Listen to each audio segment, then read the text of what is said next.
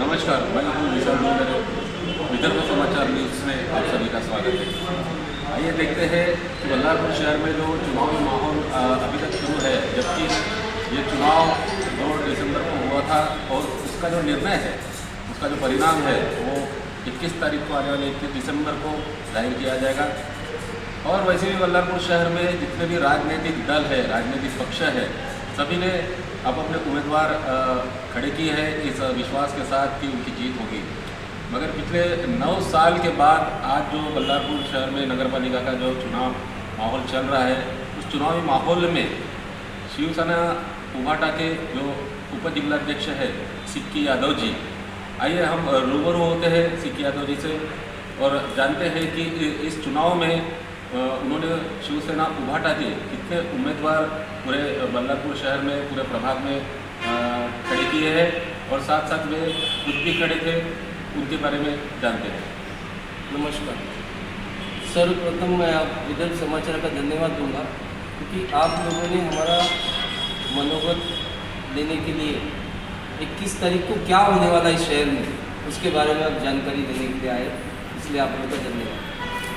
मैं ये बताना चाहूँगा कि पिछले 9 वर्षों से इस शहर का विकास लगभग हो भी रहा था, नहीं भी हो रहा था, और सारी जनता इस चुनाव की प्रक्रिया कब होगी पूरी उसके लिए तैनात खड़ी थी। बस चुनाव का बिगुल बजा और उस चुनाव में हमारे जिला प्रमुख संदीप गिरे जी, हमारे आदरणीय उद्धव साहब ठाकरे जी, इनके मार्गदर्शन में यहाँ पर हमने लोगों ने चुनाव लड़ा।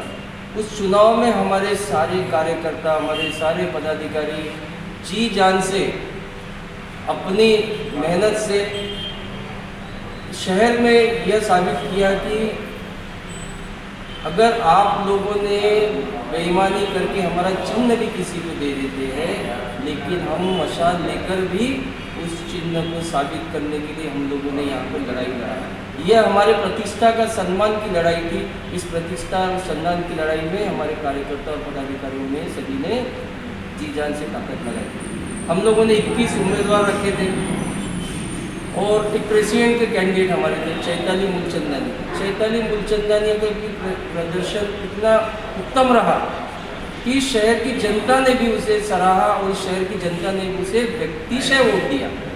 वैसे तो हमारे पिछले 2016 में जो हम लोगों ने चुनाव लड़ा, उस समय जिस चिन्ह पर हम लोगों ने कहा धनुष्यबाण, हमें दुख हुआ कि हमारा चिन्ह ही छीनकर इस संविधान को बाजू में रखकर उन्होंने हमारा चिन्ह छीनकर वो जो यहाँ से छोड़ के चले गए, जो भाग के चले गए, उनको वो चिन्ह दे दिया गया।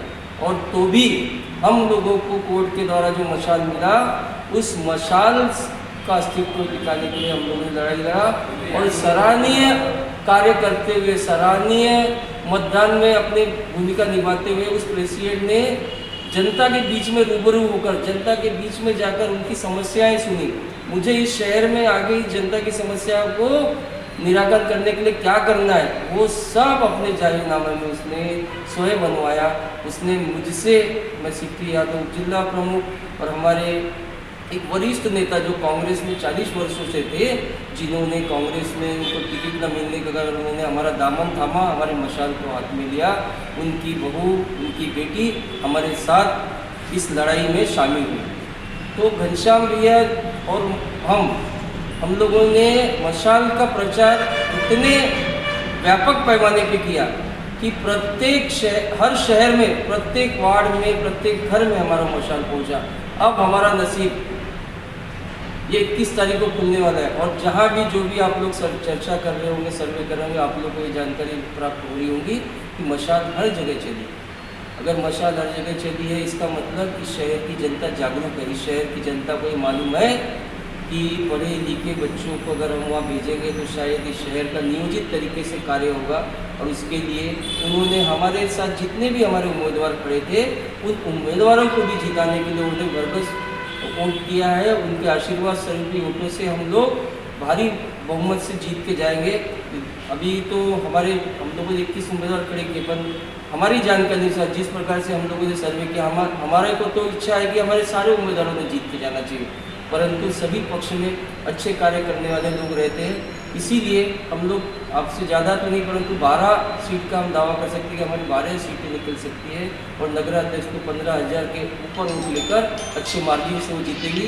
यही मैं अपने और अपने पदाधिकारी और कार्यकर्ता की ओर से आप लोग को बताना चाहूँगा। और आने वाला समय रिजल्ट जो भी हो, परंतु हम लोग सतत शिव सैनिक है, शिव सेना के माध्यम से हम कार्य करते रहेंगे। उस शहर में जो भी संकट होगा, इस शहर में जो भी गरीब और गरीब लोगों के कार्य होंगे, उसके लिए हम सतत प्रयत्नशील रहेंगे। यही मैं और आने वाला अभी एक वार्ड का चुनाव है, इसलिए आप लोगों को ज़्यादा नहीं बोलते, मैं बस यही कहूँगा कि हमारा ये भी उम्मीदवार भारी मतों से चुन के आएगा, आप लोग 21 तारीख को देखोगे।